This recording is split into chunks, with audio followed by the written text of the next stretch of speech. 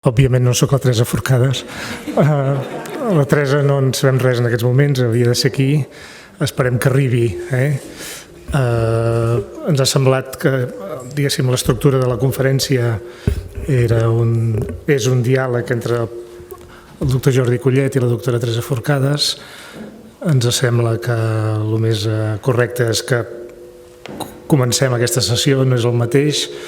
Jo crec que el ponent, diguéssim, la part del diàleg que és aquí no s'enfadarà si algú surt, perquè em sembla que no passa res, però ja que han vingut i si els sembla començarem, si es pot incorporar doncs serà esplèndid, i si no doncs farem una mica de debat sobre la mateixa qüestió amb la presència del professor Jordi Collet, d'acord?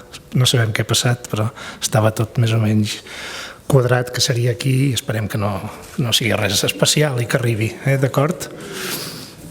Si els sembla, doncs comencem. Jo soc Antoni Torta i Bardolet, professor de la Universitat de Vic i director de l'Escola de Doctorat. Em van demanar que fes la presentació dels dos ponents, i era difícil dir que no.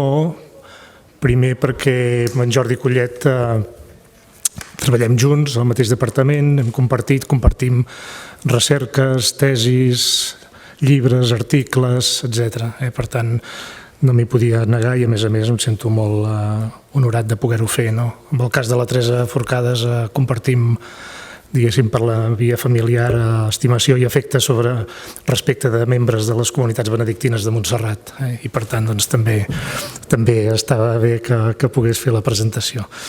Si bé la Teresa ens saltarem la presentació perquè és prou coneguda, no sé si ben coneguda o mal coneguda a vegades, però en tot cas la coneixem, i en tot cas sí que potser és menys conegut, però m'agradarà dir dues o tres coses de Jordi Collet. Jordi Collet és professor a la Universitat de Vic, és biguetà de residència, nascut a Cardedeu, és doctor en Sociologia per la Universitat Autònoma de Barcelona i s'ha especialitzat en Sociologia de l'Educació, diguem-ho així, com a bon sociòleg amb tots aquells temes que tenen a veure amb els processos de socialització.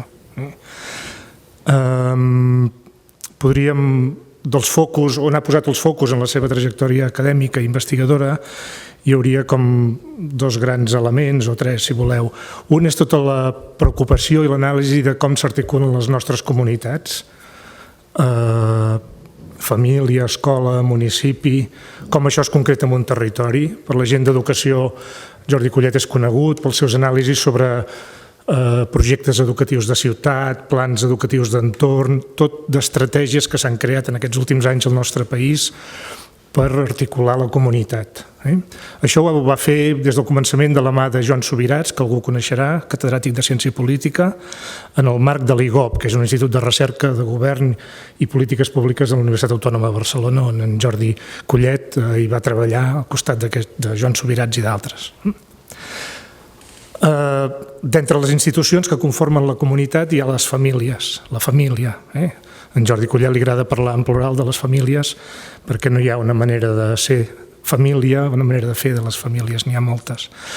Ell va dedicar-hi la seva tesi doctoral, la civilització de la socialització, processos de socialització familiars a Catalunya, i li va dirigir a Joan Estruch. Joan Estruch és un extraordinari professor i una extraordinària persona, ara emèrit ja de la Universitat Autònoma, i una mica l'enllaç també amb l'altre bloc de preocupacions de Jordi Collet tenen a veure segurament amb el mestratge de Joan Estruch, però també amb les inquietuds i creences personals de Jordi Collet. En Joan Estruch és el referent a Catalunya de la sociologia de la religió. A partir d'aquí, en Jordi Collet ha treballat tots els temes de família, però també ha fet estudis respecte de les qüestions que tenen a veure amb la religió. I per això avui ens semblava que era, diguéssim, un duet interessant. Esperem que ho sigui encara. Hi ha dos Hi ha per exemple, hi ha un text publicat en una revista molt important de caràcter internacional d'en Jordi, que és La crisi de la socialització religiosa, un estudi analític, o bé, per exemple, un estudi del 2013 que va fer sobre quin sentit té avui la vida monàstica a partir dels seus diàlegs amb les comunitats benedictines de dones, les monges benedictines a Catalunya. Per tant, potser hi ha gent que en Jordi Collet coneix més les seves aportacions en el terreny de les famílies o de la relació de l'escola amb la comunitat, però també hi ha aquesta preocupació respecte de qüestions vinculades al fet religiós. Ja per acabar, podríem dir moltes coses més. Ara fa un parell d'anys ha estat professor visitant a l'Institute of Education de Londres, és la institució de recerca educativa més important del món, i en aquests moments està liderant 2 projectes que em penso que situen una mica el que els he volgut explicar. Un és el projecte Enxaneta, que és l'ànima d'aquest projecte, que és un projecte que estem fent amb el Consell Comarcal d'Osona per ajudar els nens i nenes en la seva escolaritat a partir del suport que els hi puguin donar la comunitat i les famílies. I s'està treballant en moltes escoles de la comarca i una mica l'ànima del projecte és en Jordi Collet. I també en aquests moments un petit projecte que té vinculacions també amb el que avui parlarem, que és un petit estudi sobre quin paper té la religió en la construcció de les identitats d'alguns adolescents de famílies estrangeres que viuen a Vic. Per tant, en aquesta preocupació sobre quin paper està jugant avui, si és que en juga algun, la religió en la socialització de les persones, dels joves especialment. Per tant, diguéssim, deixo per presentat el ponent en singular. Esperem que ens arribi la ponent i si no, jo estic segur que també serà una estona interessant la que puguem fer amb ell, tot esperant si hi ha novetats respecte de la Teresa Forcades. Moltes gràcies. Mai m'havien presentat tan bé. Moltes gràcies, Toni. Em sap molt de greu aquesta part amb la Teresa, esperem que arribi. Fa una setmana, en principi, vam acordar per correu, estava tot correcte, per tant, esperem que mentre... Igualment, la primera part havíem quedat que faria aquesta introducció jo. Per tant, la idea és aquesta, poder parlar d'aquesta idea d'un diàleg sobre l'espiritualitat i sobre les noves formes de religiositat avui en dia. La primera idea que em sembla molt important tenir en compte és que quan parlem d'això estem parlant en un context de canvi d'època. I per tant, en un moment on totes aquelles preguntes, aquelles respostes, aquelles formes que havien sorgit de la primera modernitat, al segle XVIII, al segle XIX, ens les estem replantejant totes a fons. Aquesta idea de la modernitat líquida de Bauman va en aquesta línia. Tot allò que des del segle XVIII havíem pensat que era el progrés, l'avenç, la il·lustració, la cultura, etc., tot això està en crisi. No sabem ben bé quan diem avançar cap a on hem d'avançar, quan diem modernitat què vol dir ser modern, i per tant, en aquest sentit, estem en un context que quan hem de parlar d'aquests elements de religiositat, de fet ens estem fent les preguntes una altra vegada que es van fer les persones més rellevants del XVIII i del XIX. Quan parlem de religiositat, normalment parlem de 2 mirades, que són sempre complementàries. Una és la de Peter Berger, que ell parla de religiositat quan parla d'institucions religioses. I per tant, en aquest sentit, hi ha una manera de mirar la religió que sempre es fixa en les institucions, els grups, les ordres, etc. Per tant, allò més institucionalitzat. En canvi, la mirada de Thomas Luckmann sempre es fixa en l'espiritualitat com a quelcom antropològic. Luckmann diu que totes les persones són religioses, que vol dir que tenen una doble connexió, una connexió vertical amb alguna cosa més gran que nosaltres i una connexió horitzontal amb la resta de persones. Quan parlem de religiositat durant aquesta sessió, parlarem de les 2 coses. Parlarem dels elements espirituals i religiosos vinculats a elements institucionals, però també vinculats a aquesta dimensió antropològica que tothom té d'estar connectat a alguna cosa més gran, a altres persones, a aquesta dimensió que va més enllà del meu jo. En aquest context de dubtes que comentava abans, hi ha un dubte que em sembla molt rellevant. Especialment des dels anys 60, el procés de secularització havia donat per descomptat una equació. L'equació era més modernitat, menys religió. A mesura que anem sent moderns, tecnològics, tot això de la religió, que té a veure amb coses velles, antigues, arcaiques, anirà desapareixent. Més iPad, menys religió. I per tant, d'una manera molt clara, tota aquesta dimensió transcendental, religiosa, espiritual, des dels 60, totes les idees eren tot això anirà desapareixent. El donat per descomptat era aquest. Avui en dia tenim el dubte de si això tenia a veure amb la recerca o de fet era un un a priori, per tant una idea que teníem prevista, de dir, a mesura que anem sent moderns, tot això de la religió, les persones s'alliberaran del llast de la religió, una cosa vella, antiga, fosca, etc. I per tant seran lliures de tot aquest àmbit. Però en canvi avui en dia tenim dubtes. Quan parlem de la religió d'avui en dia podem parlar que hi ha 4 dinàmiques que l'emmarquen, que la situen i que d'alguna manera la contextualitzen, que és una mica el primer context que jo volia fer abans de començar a entrar en alguns dels debats. Primer element, aquest procés de secularització que comentava, que Catalunya es concreta en que la religió catòlica ja no és un criteri públic, compartit i vàlid. És a dir, jo no puc anar al banc i dir vull un crèdit i en les condicions que diu el Deuteronomi. El senyor del banc primer no sabrà què és el Deuteronomi, diguéssim, no? I la segona és, em dirà de què m'està parlant. Aquí ens regim per les lleis del banc. O no puc anar a l'escola i dir jo vull que es regeixin per les lleis del Primer Testament, o de qualsevol religió. No. Per tant, en aquest sentit, les religions deixen de ser un criteri vàlid i públic. I aquesta secularització a Catalunya es concreta en aquesta descristianització. I per tant, des dels anys 80, sobretot als anys 90, com diu Joan Estruc, ja no cal ser cristià per viure l'espiritualitat. Per tant, fins als anys 80 o 90, el camí que hi havia a casa nostra per viure totes aquestes dimensions tenia a veure amb ser catòlic o ser cristià com a molt, diguéssim. Les esglésies reformades arriben aquí a principis del segle XX. Per tant, però a partir dels anys 90 es pot ser religiós sense estar vinculat a l'Església Catòlica. Per tant, aquest element de secularització a casa nostra es concreta d'aquesta manera, en altres llocs d'altres maneres. Aquesta secularització, aquesta pèrdua del pes en l'espai públic, en els criteris públics de la religió, té a veure amb un segon element que és la diversitat i el pluralisme. Les nostres societats són societats multiculturals, plurals, en molts sentits. Diversos tipus de família, diversos tipus de feina, diversos tipus de persones amb diferents cultures, diferents opcions sexuals, etc. També en l'àmbit religiós anem esdevenint cada cop més una societat plural i diversa, en creences, experiències, tendències, grups, camins. Per tant, la dimensió espiritual també és cada cop més diversa. En països com els Estats Units parlen del mercat religiós. Els Estats Units no pregunten de quina religió ets, et pregunten quina religió has triat. I per tant ara trio aquesta i després trio l'altra. Heu vist això que els presidents dels Estats Units sempre acostumen a anar a alguna cerimònia religiosa, però cada dia és un lloc diferent. Ara van els baptistes, ara van els catòlics, ara van els pentecostals, ara van els jueus, en el fons és religió, en un sentit molt ampli. Per tant, segon element molt important és tota aquesta dimensió de pluralisme. Per tant, ja no hi ha una manera, un sol camí, sinó que n'hi ha molts i cada dia n'hi ha més. Grups, tendències, maneres, tècniques, influències, etc. El tercer element, que és una nova manera de viure la religiositat, té a veure amb la centralitat del jo, de com jo visc això. Per tant, cada vegada és menys important l'ortodòxia, el que diu la institució que està bé, i cada vegada té més a veure que és més important el que jo sento, el que jo visc, el que jo penso, el que jo practico. I per tant hi ha un procés de subjectivació de tota la dimensió religiosa, on allò important és el que jo penso. No és que el Vaticà diu, que el Vaticà em cau una mica lluny, és que el gran muftí d'Egipte diu, és que el gran muftí em cau una mica lluny. És que, sí, d'alguna manera és la condemna de Sartre. Estem condemnats a ser lliures i per tant tothom tria. També pots triar no triar.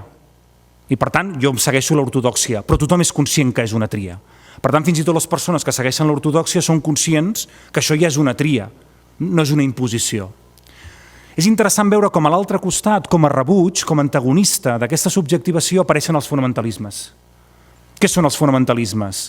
Aquells grups de persones que s'escandalitzen de la idea de que això de la religió t'ho puguis triar tu i puguis fer una mena de bricolatge i que reclamen el seguiment estricte de l'ortodòxia. La religió no és una cosa de triar. Això és el que delimita els elements. I per tant sempre hi ha aquesta idea profà, ve etimològicament de parlar des de fora del temple. El fa només al temple, el profà només des de fora. I per tant, els del temple diuen aquests són uns profans, estan fora del temple, parlen des de fora del temple. Això és una immoralitat, és una indecència. Per tant, només tenim dret a parlar de Déu els que estem a dins del temple, els que som del fano, els que estem aquí dins. I més avui dins del temple romà, diguéssim, això encara té més gràcia. Encara ho salvarem, això. Un aplaudiment per la Teresa.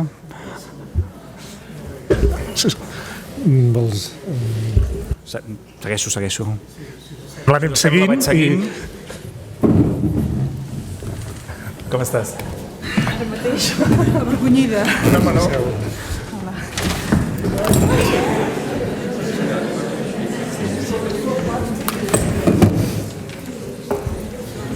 Fantàstic. Doncs acabo aquest petit quadre i així ja podrem començar. Estava fent la primera part que havíem comentat, secularització, pluralisme, subjectivació, i per tant el seu antagonista amb els fonamentalismes. I finalment la quarta dimensió que jo crec que marca tots els debats que podem tenir al voltant de tot aquest tema de l'espiritualitat avui, de religiositat avui, etc., té a veure amb la privatització de les creences religioses. Nosaltres hem arribat a una mena de consens en el qual tenim com per descomptat en que això de religió és una cosa meva, que m'afecta en el meu àmbit privat. Però en canvi és molt interessant perquè especialment des de l'arribada de la nova immigració als anys 2000, aquest element està en debat. Això és interessantíssim. Encara avui al matí estava mirant a internet i en aquest debat entre la dimensió pública i la dimensió privada de la religió m'apareixia que tota aquesta relació entre privat i públic pot ser aconfessional, de laïcitat, de laïcisme, de laïcitat positiva, de laïcitat oberta i segur que n'hi ha més. I per tant, de cop i volta, com deia abans al principi, especialment amb l'arribada de les persones nouvingudes, però no només, de cop i volta estem posant en qüestió el relat de la secularització, que deia més modernitat, desaparició de les religions.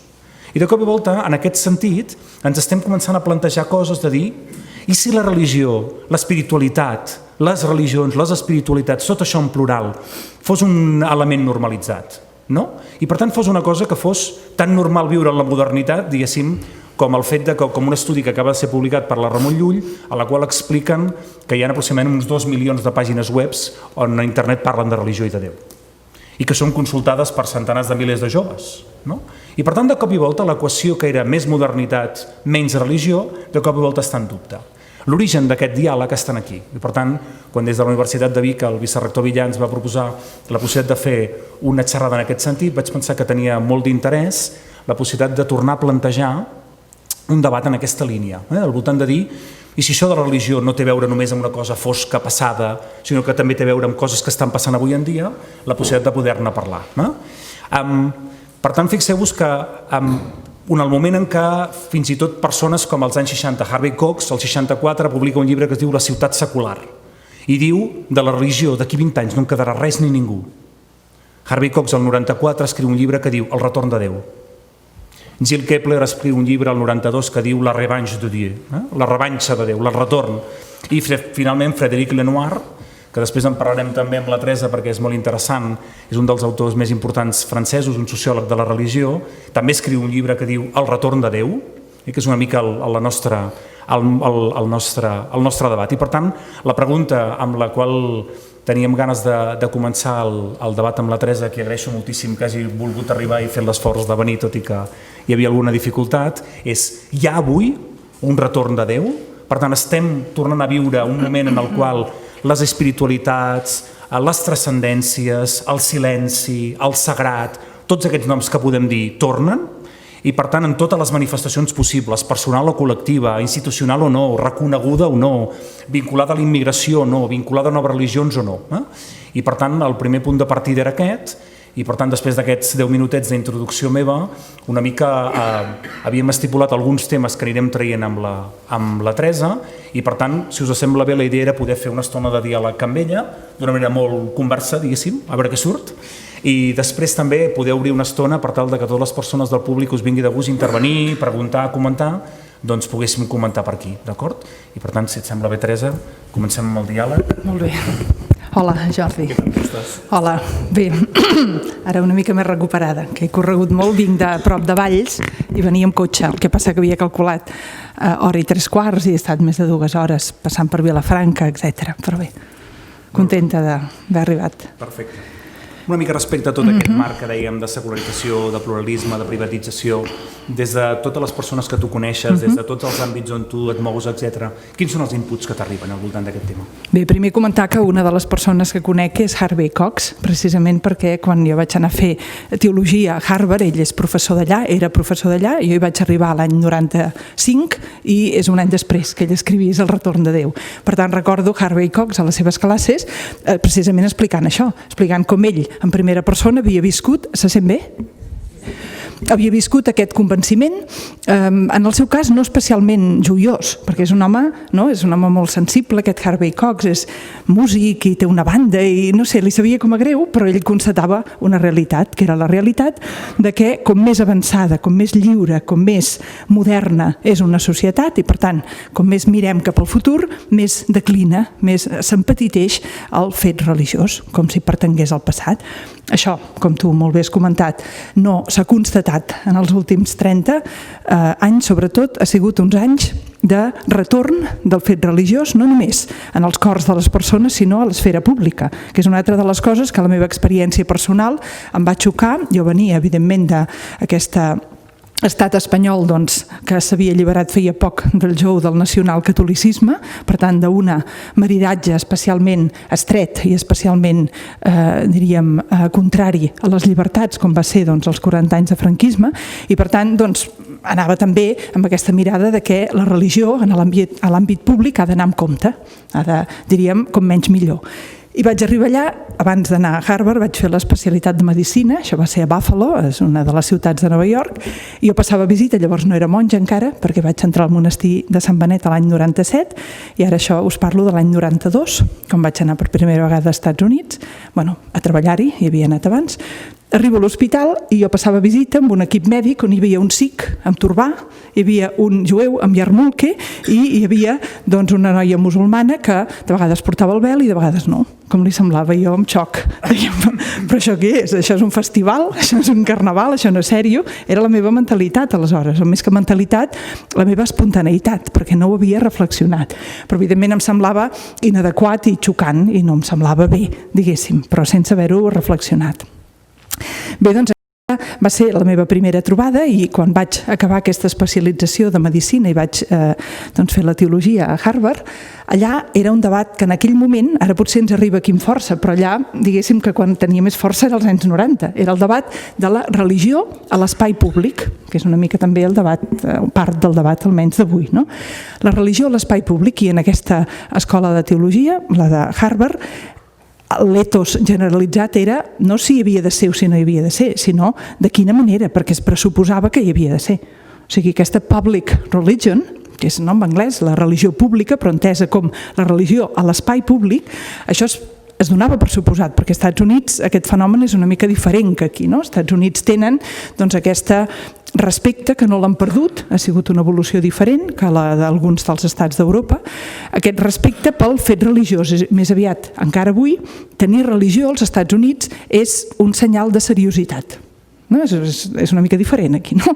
Per la història que tenim, tenir religió, sembla que t'has d'excusar i dir, bueno, sí, jo soc religiosa, però no gaire, o jo soc religiosa, però bueno, a l'espai públic no en parlo, o jo soc religiosa, has d'afegir-hi, sembla, en el nostre entorn, i ja he dit una miqueta que evidentment tenim un antecedent immediat, i no tant antic, perquè continua existint en el nostre entorn, no? Una connivència, i no només una connivència teòrica, sinó uns papers, diguéssim, de concordat amb unes conseqüències i unes manifestacions públiques d'alguns dels representants de l'Església Catòlica, encara avui, en el nostre context, que jo crec que fan explicable aquesta, si no al·lèrgia, almenys suspicàcia o almenys desig d'allunyament, que encara potser crec que en les generacions més joves menys, que encara potser existeix. Però als Estats Units no és així. Als Estats Units no tenir religió és com una mica, no ets una persona gaire seriosa, no t'has pres seriosament la vida, no has pensat a fons sobre d'on venim i on anem,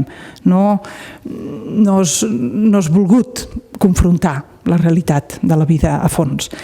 quina tinguis, això ja els hi és igual, diguéssim, perquè allà jo també vaig descobrir, òbviament, que de religions o espiritualitats i religions, de fet, d'esglésies cristianes, doncs en aquell moment n'hi havia 252. Als Estats Units ara hauria de tornar a mirar a veure quantes n'hi ha, però clar, venint de l'entorn on venia, doncs això també va ser un motiu de sorpresa, però també vaig observar, almenys és la meva experiència, que tant pels meus pacients com per, en general, els àmbits on em vaig moure, si eres cristià, molt bé, molt respectable, si eres jueu, molt respectable, si eres musulmà, ara potser això comença a canviar i els amics musulmans em diuen que més aviat l'ambient està canviant, no? Però en aquell moment no, els que eren musulmans, i molts venien de Síria, per exemple, en el programa on jo vaig fer l'especialitat, doncs igual de respecte, i si tenies religions o creences que jo no les havia sentit a dir mai, doncs allà tan tranquils, sí, molt bé, doncs aquesta és la teva, i allà seies al costat. Fins al punt que, per exemple, quan vaig estar a Harvard, no, hi havia aquesta companya que vivia al dormitori, i la que tenia a la porta del costat era d'una església que es diu UU, li diuen així, UU, però no de UU, sinó són dues U's, que es llegeix Unitarian Universalist, o sigui, universalistes unitaris. I els universalistes no es diuen així, no són pocs, no són 4, són bastants, els UU, universalistes unitaris. Llavors aquests s'entenen a si mateixos com els que hi ajunten tots els altres, però clar, de grups d'aquests n'hi ha molts en política, en religió i en que surts per ajuntar, llavors en lloc de 2 n'hi ha 3, no? I així es van afegint. Doncs els Unitarian Universalist creuen en Crist, però ells diuen, creiem en Crist però no creiem que Crist sigui Déu. I tu dius, però si això és el més important de Crist, bueno, això ho diràs tu, no, però amb tot el respecte, i aquest és, no, després si parlem més del pluralisme.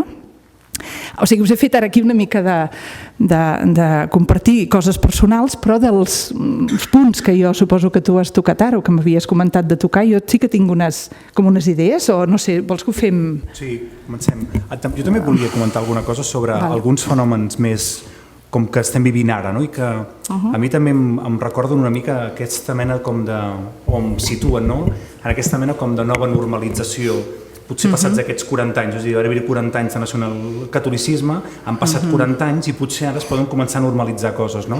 Tot i que alguns ens ho fan difícil, perquè... Sí, hi ha gent que s'entén a recordar-ho, diguéssim, sí.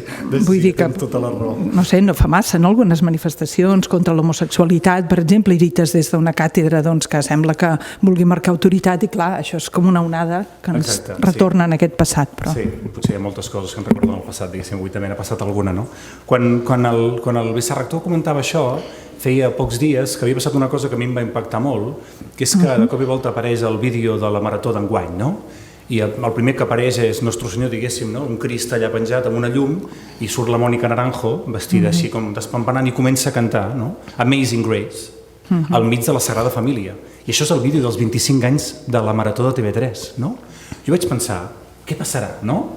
La gent reaccionarà d'una manera furibunda, dient com pot ser diners públics, una cosa privada... No! I la meva reacció va ser que de volta aquest vídeo té 350.000 visites, tothom està encantat de l'Amazing Grace, no? Que és un himne d'un pastor protestant que era un carcamal, llavors va tenir una tempesta, no? Llavors va salvar, i com que es va salvar es va fer pastor, i canta aquesta gràcia que l'ha salvat, i penses, una cançó absolutament religiosa, un himne del segle XVIII, que es canta tot, no? Obama el va cantar quan va morir no sé qui, al mig de la Sagrada Família, un lloc meravellós, no? Diguéssim, la creu davant de l'altar, les gaites, no? I de cop i volta això tothom va veure una normalitat extraordinària, no? Em va sorprendre això, no? No sé, com ho veus tu això?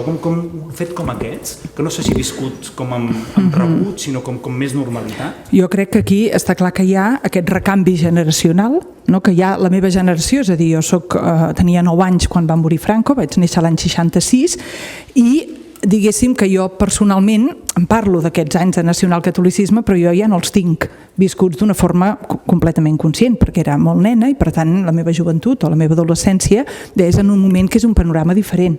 I entre els meus, la gent de la meva edat, diguéssim, ja passa que aquesta rebuig és una mica secundari. No és un rebuig que has heretat dels pares, és un rebuig que saps perfectament, la gent que avui té 50 anys o de 45 a 50, saben perfectament de què els hi parlem, vull dir, ho sabem. Però ja no és allò visceral com amb algunes persones de 60, 70, sobretot, no? Que ara tenen 70 anys, que potser n'hi ha unes quantes aquí i no sé si d'aquest àmbit o no, però aquestes persones tenen una experiència personal de què significa aquesta invasió o aquesta, més que invasió, aquesta apropiació, potser és la paraula adequada, no? Apropiació de l'espai públic per una institució, no només una religió, sinó una institució que és capaç de marcar línia i de discriminar en funció de l'adhesió en aquesta institució o no. I jo crec que avui en dia, si ja per la meva edat, 50 anys, ja no és visceral, doncs pels de 40 menys, i evidentment les meves nebodes que en tenen 20, doncs això, sí, molt bé, però llavors el que noto entre les meves nebodes és com el que jo vaig viure als Estats Units als anys 90. Estupendo, Jesús, estupendo, Buda, estupendo...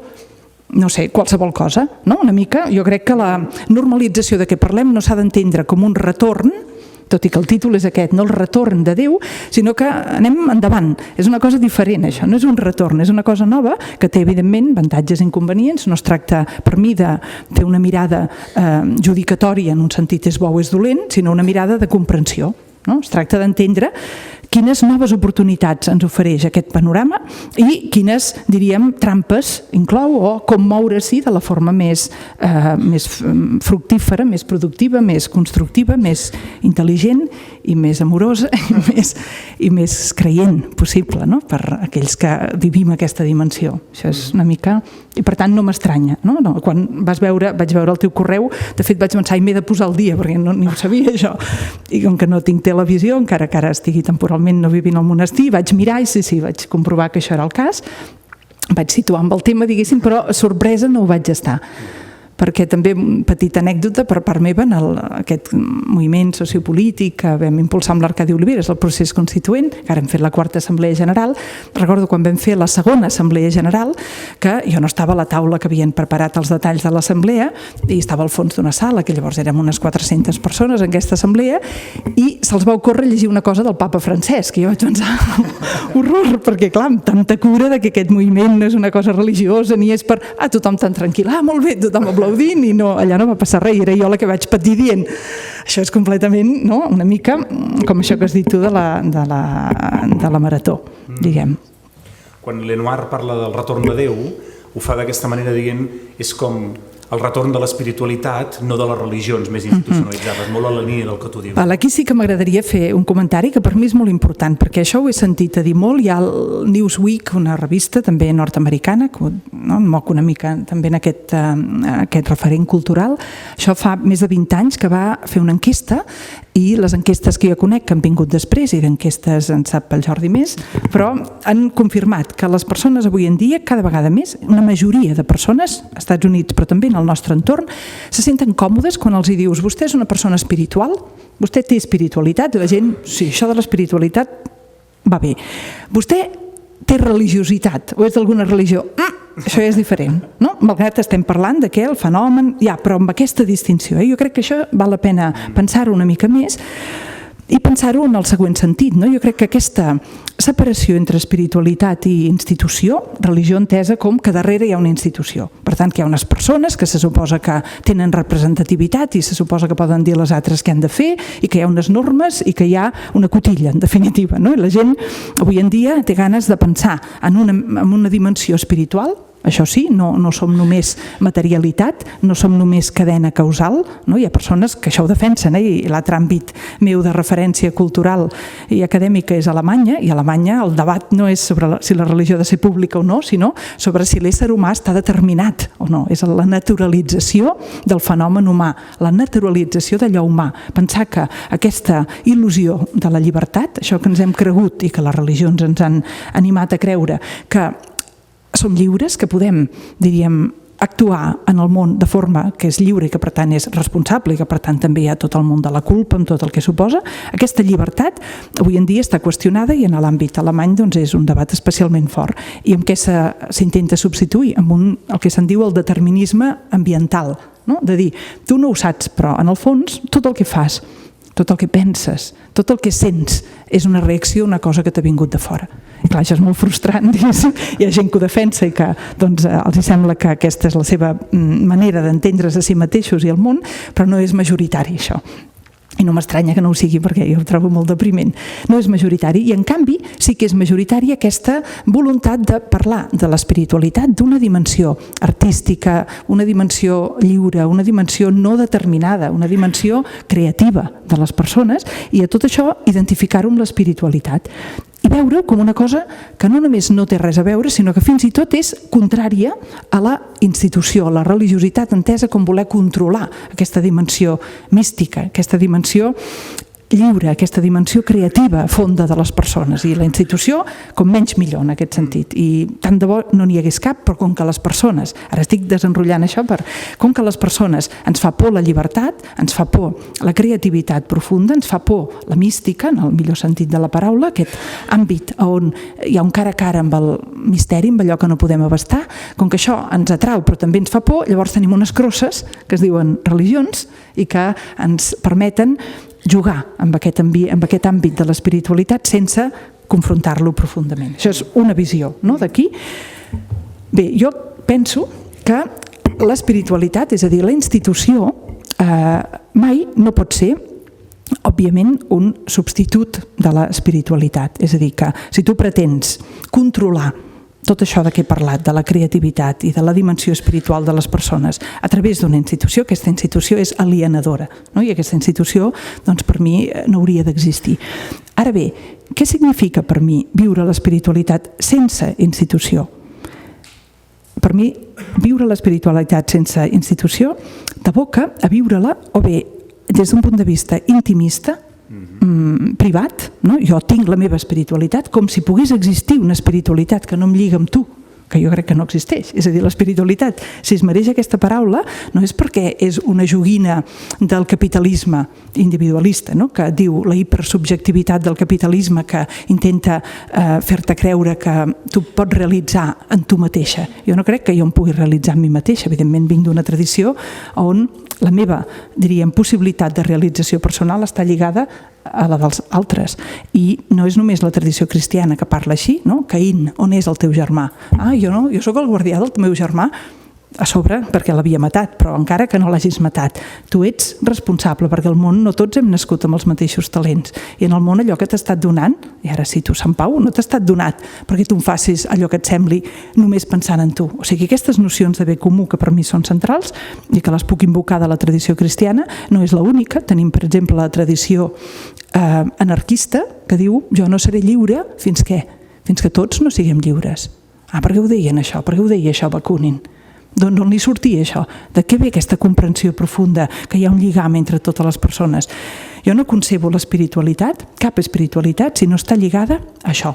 Els UUs, Unitarian Universalist, no com a grup, sinó ja m'enteneu, com a percepció que ningú només indiferent en aquest sentit profund. Llavors he de veure com concreto això, però una espiritualitat que no em vinculi als altres d'una forma constitutiva, d'una forma profunda, d'una forma que cada vegada em faci créixer en obertura als altres, per mi no es mereix aquest nom, perquè tot el que és l'àmbit de la creativitat és l'àmbit de descobrir aquest espai on la mirada cap a l'altre és una mirada on hi trobes un reflex d'allò que tu pots arribar a ser i d'allò que entre tots hem de construir, una tasca comuna, tot això. Aquest llenguatge per mi és indissociable de l'espiritualitat i em sembla molt important, precisament avui en dia, en aquest context capitalista, d'aprofundir-ho això, i si no cal parlem més. I llavors per mi quina és la qüestió? La qüestió no és si religió o institució sí o no, perquè jo crec que una institució, la pregunta clau és dir quina institució, quina mena d'institució, quina religió, quina mena de religió, qui tria el que aquesta religió són els punts fonamentals, qui controla la doctrina o els punts en què aquesta espiritualitat es va formulant entre tots i va avançant amb l'evolució del dogma que diria Cardenal Newman, qui decideix qui representa en aquest grup, qui decideix com s'atura la representació d'aquesta persona, qui decideix quina religiositat, quina institució, per què? Si jo no vull viure l'espiritualitat en solitari i estic intentant defensar la idea de que si ho faig m'estic enganyant a mi mateixa i això que trobo no és espiritualitat, pot ser una autosatisfacció, diríem, un àmbit, diguéssim, un refugi de pensaments pietosos, però no és una espiritualitat amb el que té de vigorosa i de reptadora, del repte que suposa. Si jo no la vull viure sola, llavors només que la visqui amb el Jordi, només que siguem dos, ja ens hem de posar d'acord, no? A quina hora anem a resar? Perquè si no, jo reso sola i reso com vull, però si he de resar amb ell direm el dilluns, no? I si el dilluns no hi vaig o faig tard, com he fet avui, doncs ell s'haurà d'esperar. Bueno, ja tenim una norma que és el dilluns a les 8. Però clar, si no som només el Jordi i jo, que podem dir, home, mira, si vivim junts ja una mica ho anem fent espontani, d'acord, però és que som dos només. Ara posem que som uns quants més, no? Potser també haurem de dir on ho fem, perquè potser ja no hi cabem a casa nostra, no? I si ho fem en algun lloc, qui l'ha de pagar aquest lloc? I qui obre la porta? I qui tanca la porta? I si a sobre no som un grupet d'amics, sinó que volem fer una plasmació real d'aquesta obertura, d'aquesta comunió que existeix entre tothom, d'aquesta espiritualitat oberta, doncs ja hem de poder obrir a qualsevol persona que vingui, no? Ho volem fer això amb la nostra espiritualitat. Si l'obrim a qualsevol persona, la cosa se'ns complica, no? Perquè si ja necessitem un espai més gran, doncs tota aquesta part logística es complica, i llavors si no volem que, com passa sempre en els grups, s'ho carregui sempre la mateixa persona, haurem de fer, com fem en el monestir, una rotació de càrrecs, ja comencen a sortir paraules temibles, càrrecs, normes, i tot això que constitueix una institució. Estic parlant d'una institució el més simple possible, però jo no em fa por la complexitat, perquè a mi m'agradaria que les institucions, no una de sola, les institucions fossin el més obertes, el més complexes, el més capaces de convidar la gent possible, i això porta una complexitat inherent. Per tant, en aquest sentit, jo crec que soc una defensora de la institució, però no de la institució com a la que ofega l'esperit, ni com la que substitueix l'esperit, ni tampoc com el que podríem entendre, això que he dit abans de la crossa, em fa recordar Dostoievski, el gran inquisidor, en els germans Karamazov, que si recordeu és aquesta escena que sense dir-ho la tenia en ment quan he parlat abans, l'escena on el gran inquisidor es troba amb qui? Amb Jesús. I li diu Jesús, ja te'n pots entornar, perquè ara nosaltres ho tenim ben organitzat aquí. Tenim la institució com a substituta de l'espiritualitat. I en aquest sentit jo no la vull, la institució. Per què? Perquè si aquesta institució està morta i només es concep a si mateixa com per controlar l'experiència profunda de llibertat, de creativitat, de mística de les persones, jo aquesta institució no la defensaré mai. Jo la que defenso és una institució que sigui capaç de mantenir aquesta dialèctica que van mantenir les primeres comunitats cristianes entre un Sant Pere que feia les seves parròquies, ara estic simplificant molt, però que representaria aquesta territorialització, que és la que dona la possibilitat de que hi hagi aquesta convidada general per qualsevol persona a participar d'allò que està creixent i que s'està desenvolupant. Però al costat d'aquest Sant Pere hi havia un Sant Pau que anava de lloc a lloc i que li desmuntava la parròquia, diguéssim, com ha passat al llarg de tota la història. Hi ha hagut una institució que amb molts defectes, com coneixem, i no tinc cap dificultat en reconèixer el contrari, però que ha tingut aquesta implantació territorial que ara em sembla molt dolent que es vagi perdent, perquè el fet que s'estiguin perdent parròquies on les persones troben un referent local, on els veïns es troben no per grupet ideològic, no per les persones que pensem igual o que ens sentim bé l'un amb l'altre, sinó perquè vivim al mateix carrer. Però és que tu al teu carrer pots tenir persones que et cauen molt malament i al pis de dalt pot viure algú que no et cau bé, però en aquella parròquia o sinagoga, és a dir, no estic dient només que hi hagi una sola institució, però aquesta territorialització que no demana un control, diguéssim, tipus amistat o grup ideològic, em sembla molt important. Però al costat d'això hi ha hagut sempre aquests vectors, diríem, transversals que s'han dedicat a mantenir oberta, que respiri aquesta organització territorial. No sé, ho he dit una mica així de cop, però a mi em sembla important això. Fem un últim... I només un últim apunt d'això, només que hi hauria també una comprensió de la institució, de la religió, com si fos una precursora de l'esperit. I aquí el que anomenaria és un petit koan d'aquests budistes que diu, el deixeble li diu al mestre, mestre, què puc fer perquè m'arribi la il·luminació, per poder atènyer, per poder experimentar aquesta dimensió que és d'obertura, de llibertat, de creativitat profunda. Què puc fer? I el mestre li diu, fill meu, no hi ha res que puguis fer per atènyer la il·luminació ve quan ve, és com el sol, quan surt i tu no pots fer res perquè surti abans. I clar, el deixeble diu, i per què em fas fer totes aquestes pràctiques? Per què em dones totes aquestes normes? Per què em fas fer totes aquestes coses? Si amb això no puc avançar que arribi la il·luminació. I la resposta del mestre és, Tot això és perquè quan surti el sol estiguis despert. Però aquesta tampoc és la meva comprensió de l'espiritualitat, de la institució, perquè això és una institució que simplement fa com de precursora de l'esperit. No? És una institució que t'ajuda a estar despert perquè quan arribi l'esperit doncs tu no estiguis dormint. Jo crec que el cristianisme, i ara no, parlo de la institució que conec més bé, fa un pas més en el sentit que parla d'una cosa que no és tan òbvia, que és l'encarnació. I l'encarnació vol dir que aquesta dimensió creativa, mística, espiritual, es fa carn. I què vol dir que es faci carn? Vol dir que l'espai i el temps, les institucions, per tant, i les normes i la nostra vida comuna no són un impediment per experimentar la mística, sinó que són allà on s'experimenta. És una mística de comunitat, és una mística, com dirà la teologia de l'alliberament, de que Déu on el vols trobar, si no el trobes en el que pateix. No? Això és l'Evangeli a Mateu 25, per exemple. No? Cada vegada que tu has donat un vas d'aigua, allà hi era jo. Home, aquesta espiritualitat, no sé si és aquesta que torna. Ja m'agradaria a mi que l'espiritualitat que torna i el Déu que torna fos aquest, el de què...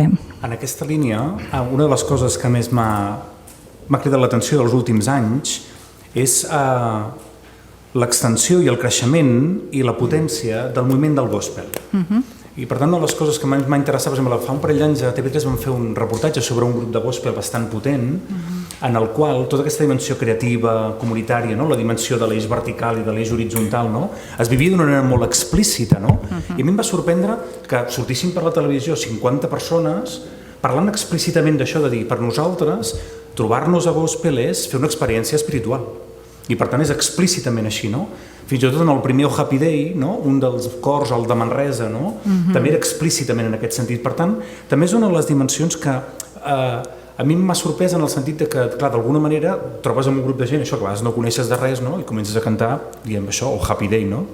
I per tant, recordar quan no sé què, la meitat de cançons, bueno, totes les cançons del moviment de gospel tenen a veure amb el moviment d'esclaus, de cristianisme, etc. No? I per tant, com a més com aquestes persones explicitaven molt aquesta dimensió comunitària, de la trobada, del ritual, no? Anar a gospel és trobar-me amb un grup de persones, fem un ritual de començament, cantem, després ballem, no?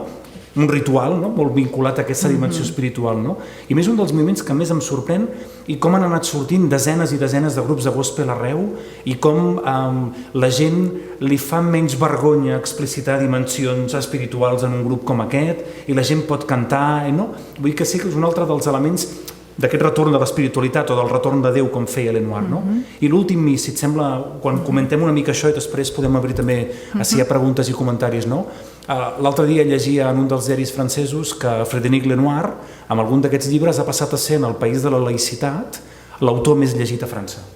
No? I per tant, de cop i volta, en el país on no, la laïcitat forma part de l'essència, no? És a dir, a l'escola, el problema amb el vel musulmà o amb una creu cristiana o amb un... No?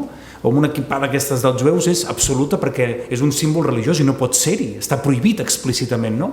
Doncs en aquest país on a l'escola no pots entrar amb una creu perquè te la faran treure o amb un vel perquè te la faran treure perquè és un símbol religiós, l'autor més llegit és Frédéric Lenoir, no? Que és un sociòleg de la religió. No?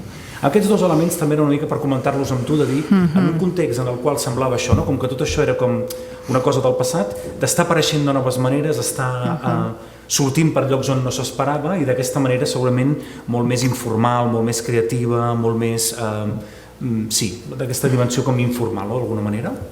Jo aquí, doncs, quan vaig estar vivint a Berlín, vaig també participar d'un cor de gospel, moltes experiències, però, de fet, cantàvem gospel, no? I fèiem la coral, i hi havia, no? Tots aquests elements que em deies, però allà de vegades la reflexió que fèiem és perquè, clar, el gospel té aquest origen que és una cosa extraordinària, no? Tu tens unes persones que de l'Àfrica són caçades, literalment, no? Com portades cap a Nord-Amèrica i a altres llocs, però ara d'on va sortir el gospel, i on troben amb uns colons blancs que els hi diuen que existeix un Déu i que aquest Déu es diu Jesús i que aquest Déu diu que ells han de ser esclaus. Això és el que els hi diuen, no? O sigui, a l'Àfrica no tenien el cristianisme. Ells es senten a parlar de Jesús, senten a parlar del cristianisme perquè els hi diuen els seus amos i els hi diuen, i això encara trobem homilies de l'arquebisbe de Boston de principis del segle finals del XIX, justificant l'esclavatge amb la Bíblia a la mà. Per tant, això és el que els hi diuen en aquests esclaus. I què fan aquests esclaus? Però clar, el lògic semblaria que no vulguin saber res d'això, que o bé estiguin alienats o quan comença l'alliberament, que és del que forma part el moviment gospel, en els seus orígens, llavors és un moviment que evidentment se'n va buscar els déus ancestrals o se'n van buscar qualsevol reforç espiritual o inspiració espiritual, menys aquella que els acaben de dir i els ha vingut a través d'aquí. Doncs no, doncs resulta que quan aquests esclaus comencen a aprendre de llegir i poden llegir per ells mateixos aquest text bíblic, agafen això i diuen que no és així, com m'expliques? Que aquí diu, go down Moses, no? Baixa Moisès i jo alliberaré el meu poble, que aquest Déu no està pel que hi hagi esclaus, que aquest Déu està per alliberar. Això és extraordinari. No sé quantes tesis doctorals hi ha fetes d'això, no m'ho he mirat mai, però això es mereix una reflexió sociològica i també teològica i de tots tipus, no? Què ha passat aquí? També un apunt, ens han ajudat els quàquers amb això, perquè els quàquers, que són una de les esglésies cristianes, doncs ja ve del segle XVII, que han estat sempre clares amb dues coses que ens ha costat a les altres esglésies molt arribar-hi, si és que hi hem arribat. Una és la dels esclaus, l'altra és la de les dones. Els quàquers des del principi, Margaret Fell i George Fox, tant un com l'altre, i tots dos, i fan uns escrits que doncs ja m'agradaria que els féssim a l'Església Catòlica avui, almenys d'una forma oficial.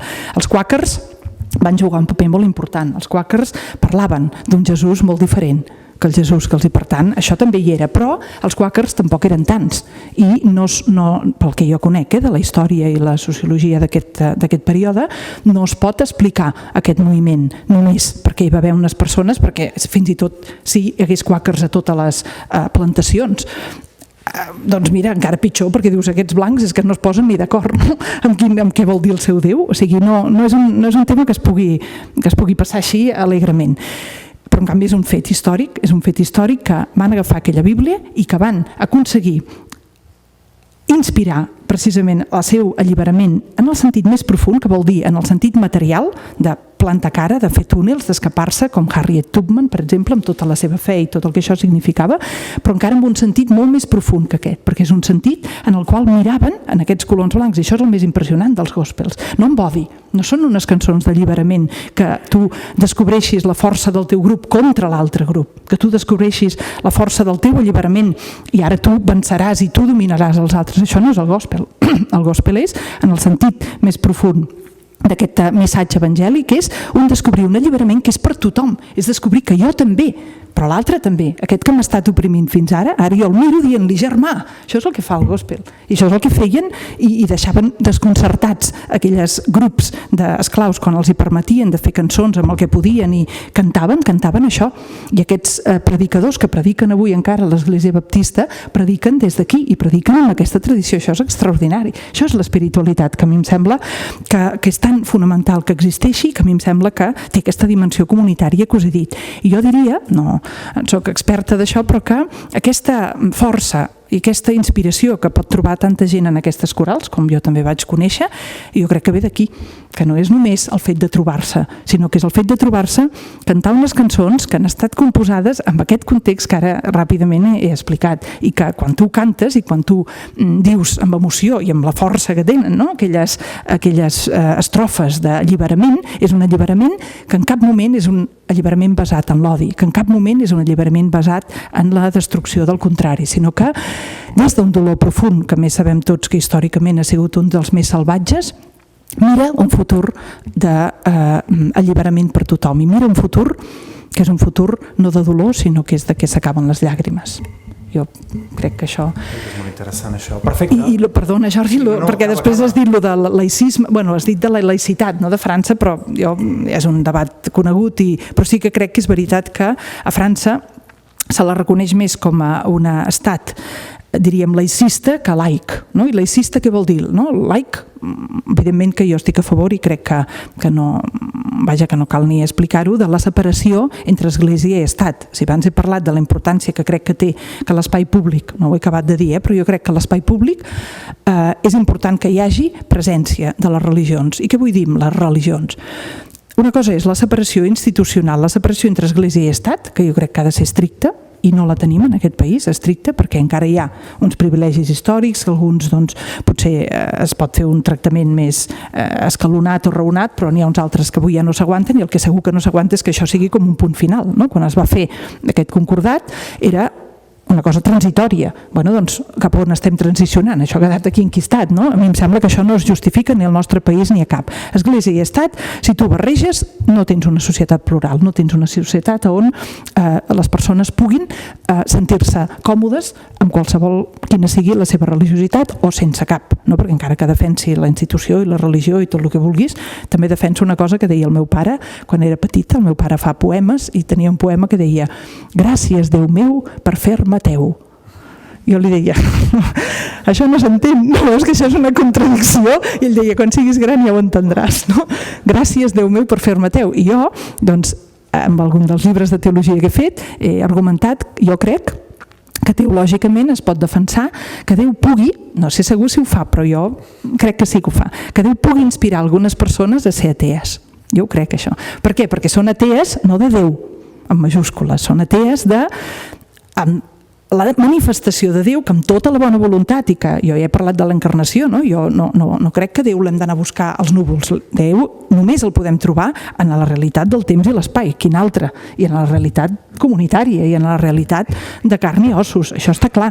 Però, home, no el trobem amb tota la seva esplendor, no? Per més que un intenti, com a teòloga o com a pastor o com a església o el que sigui, deixar passar tota l'esplendor de Déu, com que està encarnat, doncs passa d'acord amb el continent, no? Amb qui el conté, això ja ho deia Sant Tomàs, i per tant Déu és amor absolut, intel·ligència absoluta, bondat absoluta, i quan jo parlo de Déu, doncs allà surt una intel·ligència limitada, una bondat limitada i una llum limitada, que està clar. Per tant, com que això és així i com que per més bona voluntat que es tingui aquesta possibilitat de transparentar Déu en el món no és mai completa, doncs jo crec que és molt important que hi hagi persones que diguéssim, representin aquest necessari pol de crítica envers amb això, no? Però bueno, això ara m'he desviat una mica. Lo de laic i laicista és separació Església i Estat estricta, però això no té res a veure, i als Estats Units tenen separació d'Església i Estat, però valoren i pensaven com estimular la religió en l'espai públic. Per què? Perquè com ens l'hem d'imaginar l'espai públic? Quin espai públic seria? Un espai públic on jo no hi puc accedir amb allò que més m'estimo. Una religió, si no la tens de decoració, que també pot ser, o d'herència familiar que no te n'has després, que també pot ser, si tu l'has viscuda a nivell personal, normalment és, si no l'eix de la teva vida, doncs poc li falta, no? Allò més important per tu. I tu creus que és lògic pensar, o que és bo pensar que volem viure en societat de manera que això, que per les persones que ho viuen és l'eix de la seva vida, han de deixar-ho fora quan van a l'espai públic? Han de deixar-ho fora. Una cosa és a l'espai públic que sigui intel·ligent i recomanable argumentar les coses públiques no a partir de la pròpia creença, sinó a partir d'això que en diem la raó. No? Una cosa raonable, doncs jo crec que estaria bé doncs, que les grans fortunes paguessin més impostos. I jo això ho puc argumentar des de molts punts de vista, però evidentment també tinc una creença que em diu que els béns i la propietat privada, i això deriva del text bíblic i deriva de la tradició de l'Església, els béns i la propietat privada són respectables, però mai poden ser un dret absolut, perquè tenen una hipoteca privada, perquè tot el que existeix no és meu en una possessió absoluta, sinó que jo ho tinc en ús de fruit per fer-ho rendir pel bé comú. I això em ve de la meva fe, però jo puc argumentar-ho amb textos bíblics o no, en l'espai públic, i puc triar una cosa o una altra en funció del que em sembli que és més útil. No? Per tant, quan dic religió a l'espai públic, no vull dir necessàriament doncs, que un hagi de començar a treure la Bíblia i l'altre el Coran i que ja ens estem barallant a l'espai públic. No, jo puc argumentar des d'un punt de vista racional, però jo puc expressar a l'espai públic, sense que això sigui motiu de vergonya, sinó al contrari, que aquesta per mi és una de les eixos centrals de la meva religiositat, i això puc en un moment donat il·lustrar-ho amb una cita que enriqueix aquest espai públic sense que jo pugui ni tingui això res a veure amb imposar res a ningú. Això ho he viscut fa poc amb una debat que vaig tenir a Berlín amb una teòloga musulmana que fa de professora a Londres, i ens vam trobar i va ser per mi un enriquiment. O sigui, quan dic enriquiment ho dic per experiència. Si aquella persona hagués vingut a debatre, eren debats de justícia social, però si hagués debatut deixant a fora tota la seva, diríem, experiència des de la seva vivència de l'islam, home, jo m'hauria perdut moltes coses aquell dia, i crec que les persones que van venir, que n'hi havia també que no tenien cap religiositat, doncs també ens hauríem perdut, no? Igual com tu m'expliques doncs el teu origen, la teva inspiració en determinats filòsofs o filòsofes de la història, etc. Per tant, aquest espai públic, el laïcisme, és aquest que, com tu dius, prohibeix que hi hagi aquests referents religiosos, i voldria fer un espai religiós absent. Jo sé que a Barcelona, a l'Ajuntament de Barcelona, han tingut un debat sobre això, perquè fa poc vaig parlar amb el Jaume Sens, que és el tinent d'alcalde que se'n cuida, i m'ho va estar explicant, no? I ells s'ho han plantejat, l'Ajuntament de Barcelona, han dit, molt bé, nosaltres som conscients que no volem afavorir l'Església Catòlica i, per tant, les religions no tenen res a fer en l'àmbit públic. I això què vol dir? Vol dir que si algú demana un local de l'Ajuntament per fer una trobada que té a veure amb les religions, diuen no, aquí no es pot fer.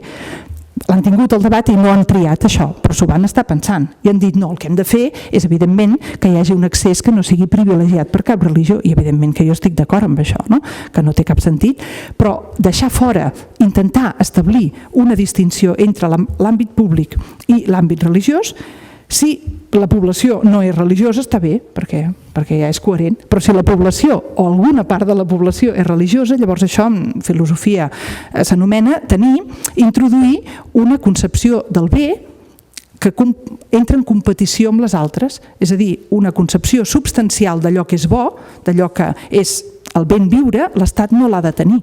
Això li correspon a la ciutadania de formular-la. L'Estat el que ha de fer és evitar el privilegi. I el que ha de fer un estat laic és, i això ja ho deia Locke, per exemple, és obrir aquest espai on no hi hagi un abús d'una majoria cap a una minoria ni d'uns privilegis històrics per sobre dels altres. Però a dintre d'aquí no ha de participar l'Estat amb la seva concepció d'allò que és bo. No sé si m'he explicat amb això. I això seria la diferència entre laïcisme, que diu el bo és que no hi hagi religió, és que les persones es moguin per la raó i prou.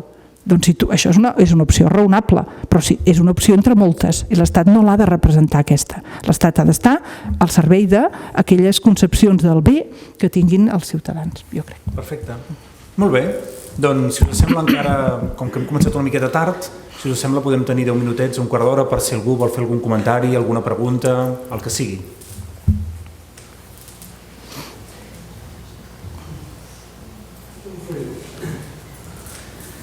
Moltes vegades, quan et veus amb alguna persona religiosa, a vegades acaba sortint una pregunta que no sé si a tothom li ha passat.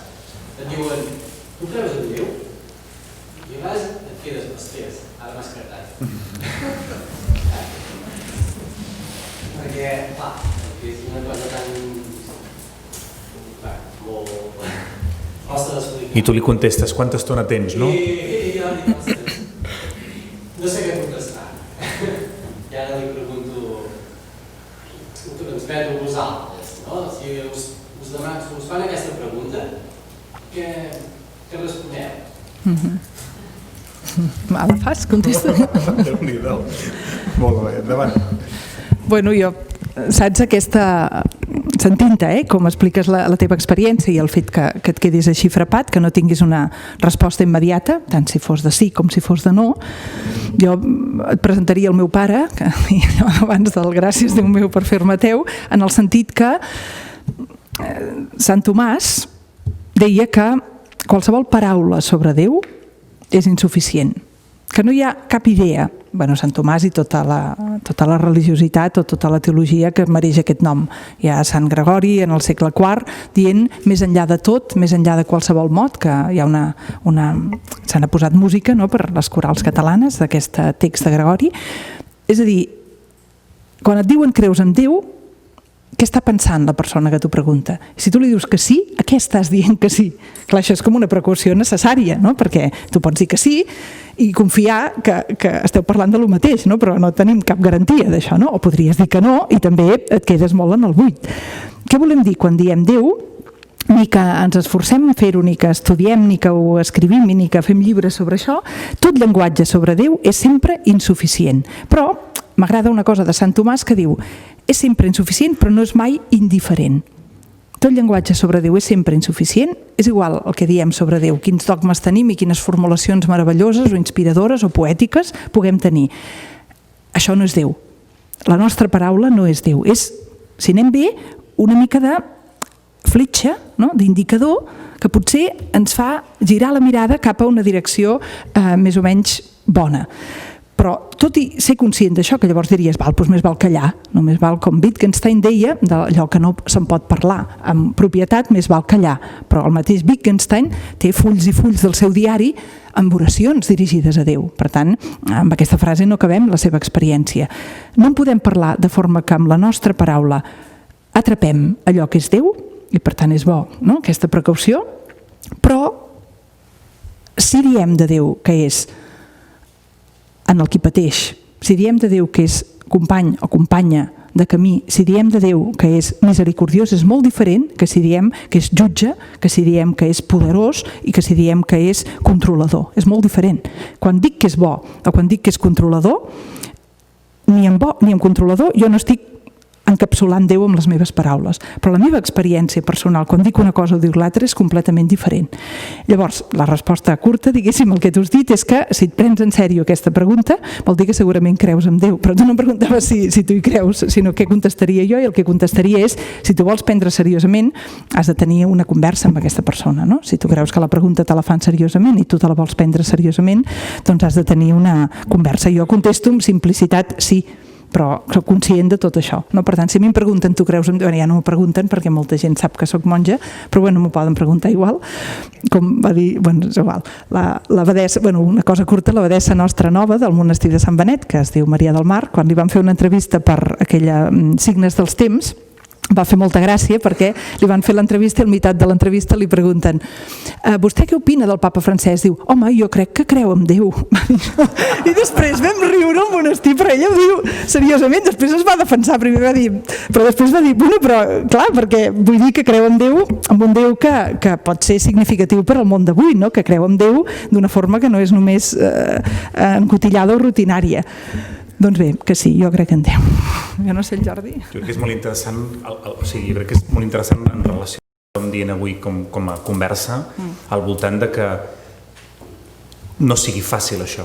Jo crec que té a veure amb aquest retorn, no? En el sentit de que, com que està, diguéssim, com que és una dimensió que en principi l'havíem donat com per enterrada, però de cop i volta veiem que no, i és una mica el que deies tu abans, en què moltes persones se senten molt còmodes amb l'agnosticisme, no? I molt poques amb l'ateisme, no? Perquè l'agnosticisme pot ser un element d'indiferència, però també pot ser un element de dir, doncs no sabria com explicar-ho, no? Que és com quan t'ho pregunten a tu i et quedes com fumut, no? De dir, ostres, no sé com respondre.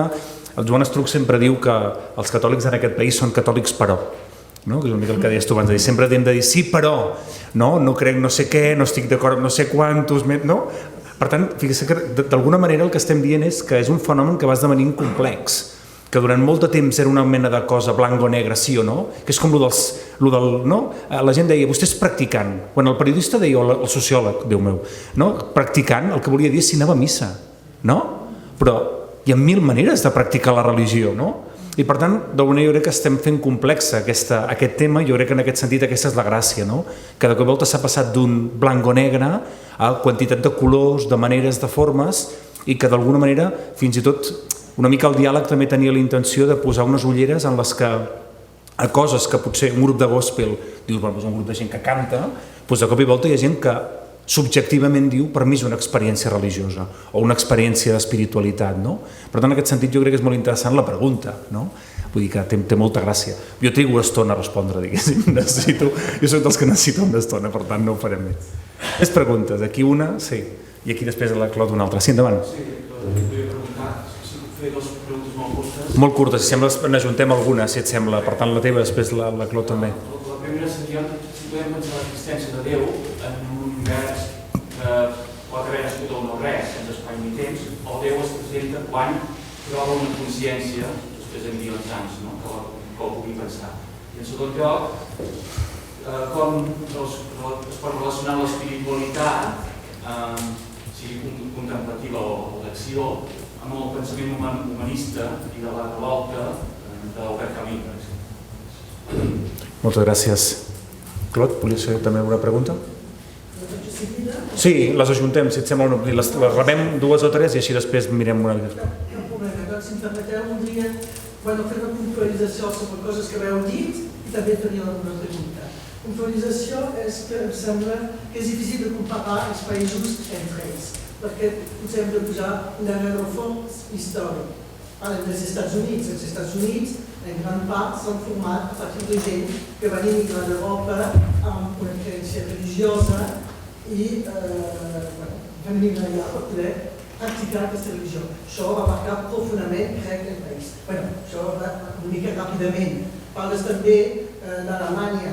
L'Alemanya va sempre mantenir el problema dels protestants de la gràcia de Déu, si es atorgada, si la guanyes, en fi, que també podem explicar. En fi, tornarem al problema francès. I aquí sí que dius que Frédéric Lenoir està molt llegit, sense cap dubte, però també està molt llegit, escoltat, no dic amb raó o no, Michel Onfray, que ha escrit un tractat sobre l'ateisme. Jo no parlaré d'ells perquè els seus arguments en podíem parlar. Però no obstant, és un best-seller. També podem parlar de Régis Debray, que en el seu moment, i aquí va fer un informe sobre la necessitat que hi havia a les escoles de no fer una instrucció religiosa, perquè recorda també que a França hi ha una regió que té un cordat, que està a Napoleó, o quan és igual, d'història de les religions. Probablement s'han de donar eines als futurs adults per reflexionar. Això era una puntualització, però tampoc comparteixo exactament aquest optimisme, en aquest cas, sobre, per exemple, sobre el gospel. Quan dius, el gospel sí, la gent té una vivència. O té una vivència, a veure, van per el gospel o perquè hi ha el ritme, perquè hi ha el fenomen del grup, hi ha moltes coses. I el gospel, hi ha aquests ritmes africans que hi ha uns que entren en trança, hi ha una altra forma, probablement, d'espiritualitat. Això ja és l'espiritualització. Després, la pregunta que jo volia fer és que hi ha una cosa que una mica m'ha molestat durant tot el que vam dir, i no és una crítica, de cap manera. Es va associar religió i espiritualitat. Hi ha moments que la separaven, però hi ha altre moment que, la tornaven de relligar. I no ho sé. La pregunta és aquesta.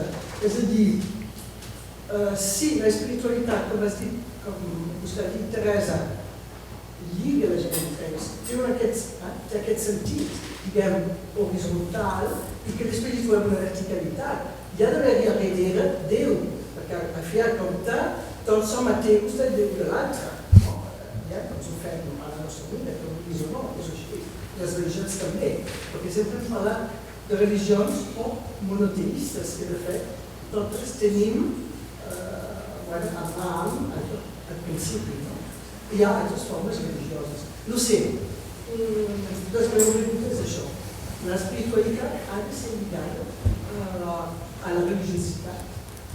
Ens ho vull contestar en aquesta, després tu, si et veus d'acord amb el Déu, l'univers i la consciència i l'espiritualitat, jo aquesta no m'hi veig d'acord.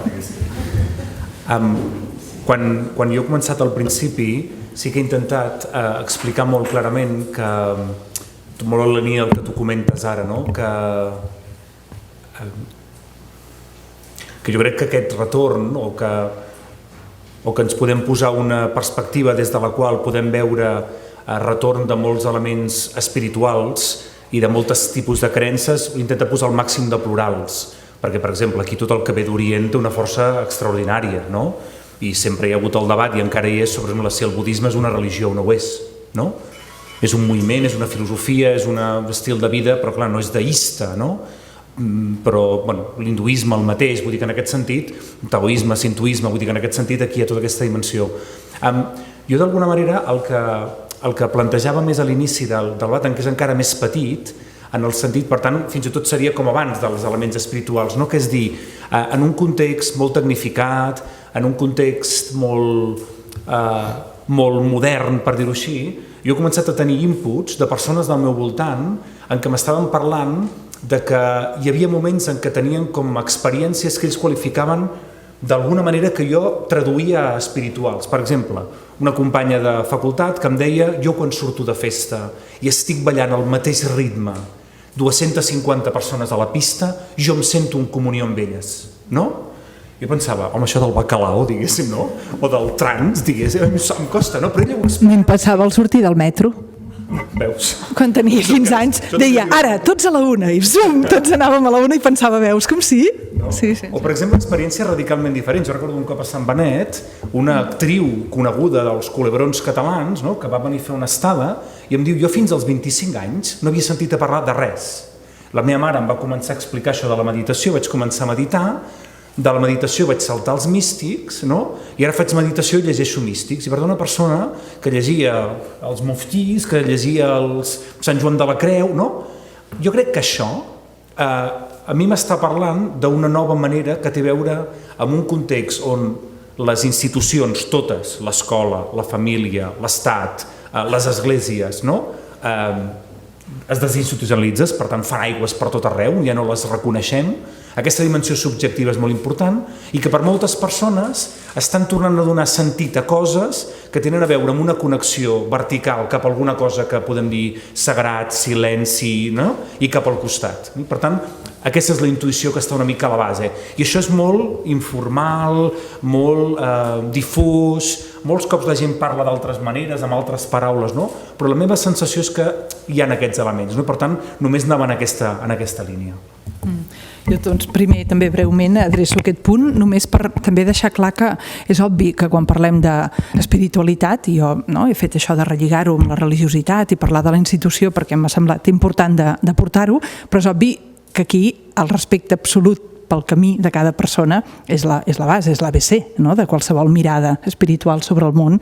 És obvi que aquí hi ha un misteri dintre de cada persona i que així com aquesta noia que balla el bacalao o balla això, o jo quan feia això del metro o pujava, encara no m'havia convertit en aquell moment, però pujava quan vaig tenir una escala de pisos, llavors pensava, ai, era aquest i era l'altre, i com si, saps, totes aquelles persones doncs tinguessin alguna cosa a veure íntima amb mi, o anàvem amb el cotxe, amb la família, amb caravanes llargues, llavors pensava, mira, veus aquell cotxe d'allà al final?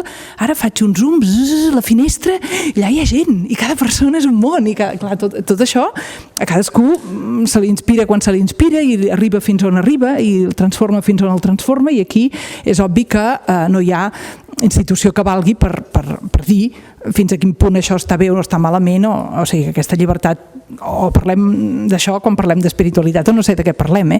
Ara bé, jo el que he volgut defensar, perquè em sembla que doncs, no és el que se sent més habitualment, és aquesta vivència meva personal i també comprensió a nivell intel·lectual, que el desplegament més diríem, ric de l'espiritualitat, de qualsevol espiritualitat, és la meva tesi, no? De qualsevol espiritualitat, et relliga amb les persones, i et relliga amb les persones no amb un nivell teòric, que jo em sento a casa meva fent l'oració en comunió amb tot el món, que això també és molt important, sinó a nivell de carn i ossos, a nivell de sortir al carrer i a nivell d'adonar-me'n que aquest patiment del món, com Simone Weil, que es posa a plorar quan veu que, o quan llegeix que hi ha gana a la Xina, i Simone de Beauvoir, que eren companyes a la Sorbona, a París, es queda i ho posa en el seu diari, no dient, i jo vaig tenir enveja sana, no? de Simone Weil, perquè era capaç de plorar, perquè hi havia hagut una hambruna, hi havia hagut fam a la Xina. No? A mi em sembla que aquesta és la direcció de l'espiritualitat. Ara bé, jo la faig com puc i cadascú, doncs aquí només n'hi ha un, que és Déu, que sap, no? Totes aquestes intimitats del cor, però m'ha semblat important dir-ho. També quan parlaves de si religió o espiritualitat, clar, jo he apuntat molt quina religió, perquè de guerres de religió en sabem molt, no? I de guerres de religió la història n'està plena, i jo he començat dient aquests 40 anys de franquisme, però fossin només aquests 40, no? El que va passar abans i el que ha passat després, i en el nostre país i en tants altres. O sigui que la meva defensa de la institucionalització no és una defensa abstracta, qualsevol institucionalització, és precisament posar l'accent sobre aquesta actitud crítica, no? De quina institució, qui la controla, qui decideix què es fa amb els diners d'aquesta institució, com es tracta les persones en aquesta institució, quins rituals hi ha, i qui parla de por i qui parla de càstig, i què li diu a la gent quan cau una monedeta, l'ànima del teu pare se'n va al cel des del purgatori, i si no em pagues no, i tot això que coneixem, no? Per tant, això per mi ha sigut i és molt important de destacar-ho. L'univers, no?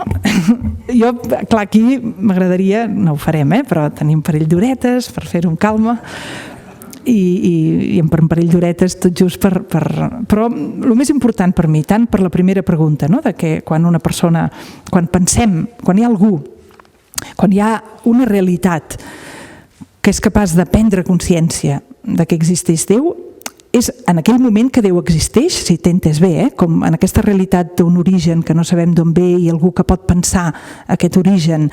Hi ha relació entre el que en diem Déu i espiritualitat i aquest fenomen del fer-lo conscient, i soc conscient que hi ha molts llibres, no?, que intenten lligar aquestes dues coses, i ara diré una cosa d'això, però també has dit lo de l'humanisme, no? Albert Camus, persones que des d'una experiència de solidaritat radical amb el qui pateix, doncs se situen al món així i no parlen de Déu, no? I què passa amb això? Jo aquí em sembla fonamental dues com nocions. Una que ve la trec jo almenys d'una teòloga del segle XVII, una teòloga castellana de Sòria, d'Àgreda, Maria Jesús d'Àgreda. Ella va escriure un llibre que va ser un best-seller de l'època, que el van posar a l'índex, que a Montserrat hi ha una còpia a la Biblioteca de Montserrat del segle XVII, que va arribar a Montserrat, va arribar a París, tot i que va ser condemnat.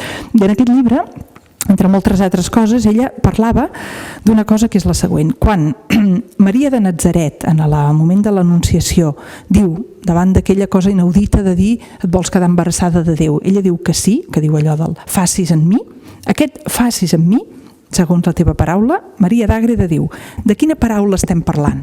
Ella se'n va a l'Evangeli de Joan, ara ho comprimiré molt això i no sé com quedarà, però se'n va a l'Evangeli de Joan, i l'Evangeli de Joan comença dient, al principi hi havia la paraula. Doncs aquesta teòloga diu, anem al principi, se'n va al principi de la Bíblia, del Gènesi, per això parlo d'això amb la teva pregunta, i diu, quina és la primera paraula que Déu diu d'acord amb el llibre del Gènesi? Tu ho saps? Ara és un examen, això. Algú sap? La primera paraula que diu Déu a la Bíblia. Veus com estem desinstitucionalitzats, descristianitzats? O sigui, la primera paraula de la Bíblia és al principi existia, no? Al principi... Però la primera paraula que Déu diu a la Bíblia és facis la llum. I Maria d'Àgreda diu, de quina llum està parlant? Perquè el Gènesi diu que el sol i les estrelles i la lluna es creen al quart dia.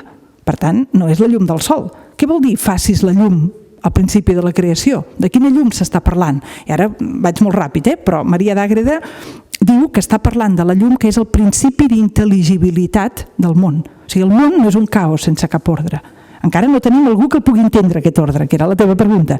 Però el món ja està creat, segons aquesta tradició, i jo crec que així, està creat amb sentit, amb possibilitat de sentit. No és un caos sense cap ordre. Això se'n diu el principi d'intel·ligibilitat i no és obvi, no? Hi ha gent que diu quin principi parles, perquè no veus com està el món.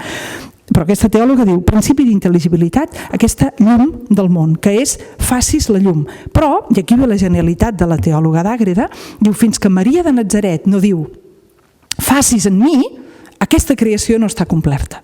Que és, penso, el que tu venies a dir. No, fins que no hi ha algú que pugui pensar, però en aquest cas no és només pensar, sinó que és acollir en el seu sí i deixar-se transformar per aquesta idea, aquella creació, aquella intel·ligibilitat, potser està potencial, però jo no la veig, ni la veuré a la meva vida, perquè el més interessant de la teòloga d'Àgreda és que al final d'aquest capítol, al final de tots els seus capítols del llibre, ella fa aparèixer una figura literària que és, ella es diu Maria d'Àgreda, doncs ve Maria de Natzaret i li fa la crítica del capítol. I llavors li diu, aquest t'ha quedat bastant bé, és així, Jo aquesta teòloga l'he anat a explicar aquí a l'Autònoma a literatura, perquè és interessant el que fan al segle XVII amb aquesta subjectivitat femenina i com la construeix. Doncs aquest personatge que apareix, que ella diu, clar, ha tingut una visió, jo m'ho crec que ha tingut una visió, però el que segur és que des d'un punt de vista literari ho construeix així. Al final del capítol li fa la crítica, i ara vaig exacte a la pregunta teva, i diu, Maria d'Àgreda, t'ha quedat bastant bé aquest capítol? Va ser així mateix, que jo vaig viure-ho així, vaig voler obrir-me perquè ella fa unes quantes pàgines en què Maria de Natzaret s'ho pren seriosament, això, i entra dintre d'ella mateixa i pondera allò que li han dit i fa, que és una cosa que cap altre teòleg havia fet, no? Maria diu, vols? I diu sí, i tira endavant. No, ella diu pausa i un moment, Per tant, humanitza Maria al màxim. Però la Maria de Natzaret, que apareix al final del capítol, li fa la crítica a la Maria d'Àgreda i li diu, això Miu ho has explicat bastant bé, però t'has deixat una cosa fonamental, sense la qual tot això que ha passat no serveix per res. I aquesta cosa és que això mateix que em va passar a mi respecte a aquesta promesa i aquesta presència de Déu t'ha de passar a tu.